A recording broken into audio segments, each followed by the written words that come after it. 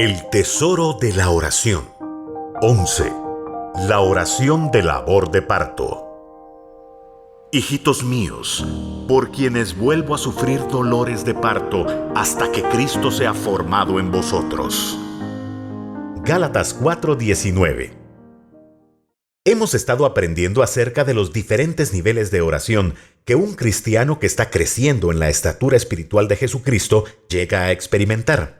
La palabra de Dios nos manda a crecer en Cristo para dejar de ser niños y convertirnos en adultos espirituales. Y Él mismo constituyó a unos apóstoles, a otros profetas, a otros evangelistas, a otros pastores y maestros, a fin de perfeccionar a los santos para la obra del ministerio, para la edificación del cuerpo de Cristo, hasta que todos lleguemos a la unidad de la fe y del conocimiento del Hijo de Dios, a un varón perfecto, a la medida de la estatura de la plenitud de Cristo, para que ya no seamos niños fluctuantes, llevados por doquiera de todo viento de doctrina, por estratagema de los hombres, que para engañar emplean con astucia las artimañas del error, sino que siguiendo la verdad en amor, crezcamos en todo en aquel que es la cabeza, esto es Cristo, de quien todo el cuerpo, bien concertado y unido entre sí por todas las coyunturas que se ayudan mutuamente, según la actividad propia de cada miembro, recibe su crecimiento para ir edificándose en amor. Efesios 4:11-16. Todo comienza cuando nuestro amor sincero e intenso por el Señor Jesucristo nos impele a buscarle. Empezamos por formar el hábito de orar diariamente. Entonces, en su momento, la puerta del lugar santo se nos abrirá para encontrar el deleite de la oración.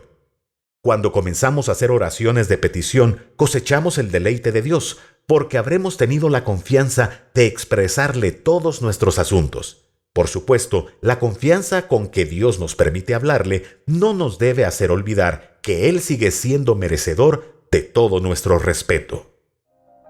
Cuando fueres a la casa de Dios, guarda tu pie y acércate más para oír que para ofrecer el sacrificio de los necios, porque no saben que hacen mal. No te des prisa con tu boca, ni tu corazón se apresure a proferir palabra delante de Dios, porque Dios está en el cielo y tú sobre la tierra, por tanto, sean pocas tus palabras.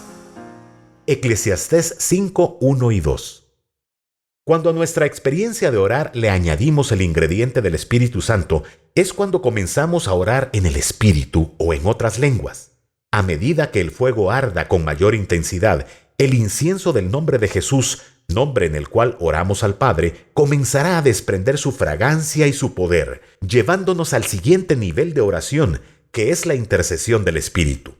Esta intercesión, entonces, nos hará cruzar el umbral del tercer nivel de oración, el nivel más alto y profundo, la oración de labor de parto.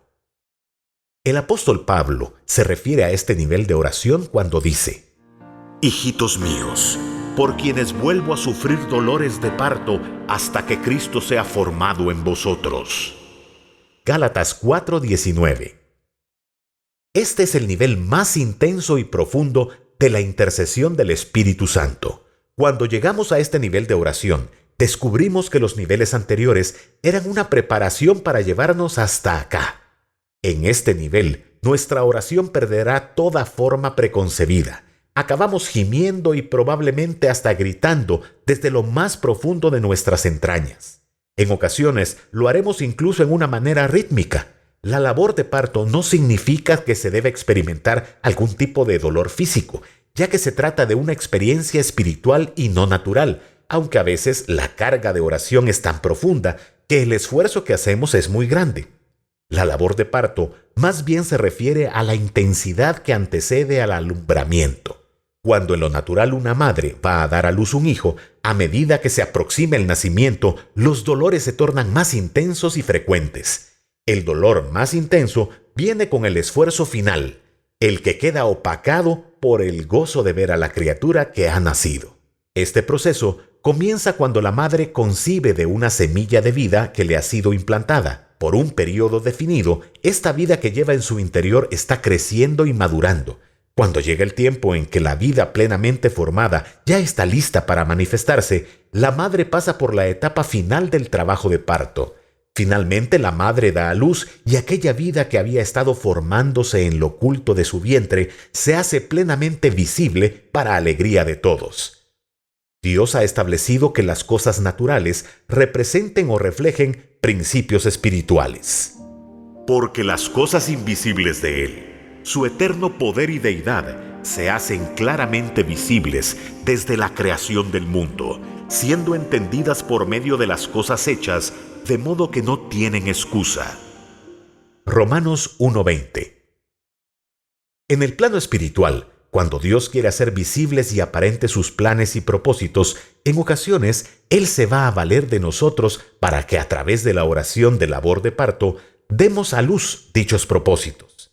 Si examinamos la historia de cada avivamiento espiritual del que ha quedado registro, siempre encontramos detrás a un individuo o grupo de individuos a quienes Dios preñó con una carga determinada de oración, o en quienes Dios implantó una semilla. Ellos atesoraron la semilla y cuidaron de ella, orando a niveles de petición y de intercesión, y cuando se acercó el tiempo del cumplimiento, entraron a niveles tan profundos e intensos de oración que muchos se sintieron incluso agobiados bajo la carga. Su fidelidad les hizo llegar en oración hasta el final del proceso, y es así como dieron a luz o hicieron visibles los planes y propósitos de Dios para su nación y para su época. Tal es la historia de grandes cristianos, como lo fueron John Wesley en el siglo XVIII y Charles Finney en el siglo XIX, a través de quienes Dios sacudió a Inglaterra y a Estados Unidos respectivamente, con impresionantes avivamientos espirituales. Jehová, en la tribulación te buscaron, derramaron oración cuando los castigaste, como la mujer encinta cuando se acerca el alumbramiento gime y da gritos en sus dolores. Así hemos ido delante de ti, oh Jehová. Concebimos, tuvimos dolores de parto, dimos a luz viento. Ninguna liberación hicimos en la tierra, ni cayeron los moradores del mundo. Isaías 26, 16, 18. ¿Quién oyó cosa semejante?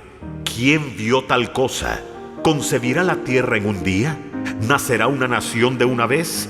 Pues en cuanto Sión estuvo de parto, dio a luz sus hijos. ¿Yo que hago dar luz, no haré nacer? Dijo Jehová. ¿Yo que hago engendrar, impediré el nacimiento? Dice tu Dios. Isaías 66, 8 y 9. Una congregación cristiana con gente lo suficientemente espiritual y experimentada en este nivel de oración puede llegar a dar a luz a mucha gente para el reino de Dios. Igualmente, pueden llegar a dar a luz a Cristo, la verdad, a un nivel más maduro en el corazón de la gente creyente. El apóstol Pablo oraba para que Cristo fuera formado o dado a luz en los de Galacia. Él no solamente pedía por esto, él gemía por esto. Ellos ya eran creyentes salvos, pero en su iglesia había gente judaizante que quería hacerlos volver a buscar la justificación en las obras de la carne.